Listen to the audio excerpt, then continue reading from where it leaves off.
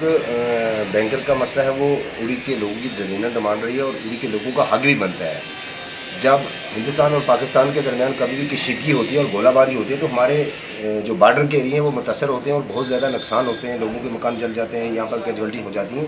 तो फिर यहाँ से लोगों को रिहेबिलिटेशन करके बारामूला या श्रीनगर ले जाना पड़ता है। इसलिए हमने पिछले दिनों एलजी साहब यहाँ आए थे, उनसे भी डिमांड की थी और अपने हिसाब से हमने कमिश्नर सेक्रेटरी आरडीडी से भी हमने एक नोट बना के भेजा था और हमारे डिप्टी कमिश्नर बारामूला हैं जो उनके पास पहले भी हम गए थे, कल भी उनके पास गया था। हाँ, हमारे एसडीएम साहब यहाँ पर बड़े अच्छे ऑफिसर हैं और मैं लोगों को यकीन दिलाता हूँ कि जहाँ तक मुझे यकीन है और जहाँ तक डिप्टी कमिश्नर बारामूला साहब ने और यहाँ के एसडीएम साहब ने यकीन दिलाया कि जहाँ पे बैंकर की ज़रूरत है और हर इंसान को बैंकर ज़रूर मिलेगा और उनको ये सेंट्रल गवर्नमेंट स्पॉन्सर स्कीम है। और अल्हम्दुलिल्लाह मुझे यकीन है कि ये जो हमने पिछले दिनों मीडिया में भी डिमांड की थी कि कम से कम 4-5 हज़ार बैंकर उड़ी की बॉर्डर एरिया में बनने चाहिए और मुझे यकीन है कि वो बन के रहेंगे और लोगों को परेशान होने की कोई जरूरत नहीं है। जिस किसी को बहुत सारे लोग फ़ोन कर रहे थे, हमारे कुछ छोटे जो बैंकर हैं जो ब्लॉक के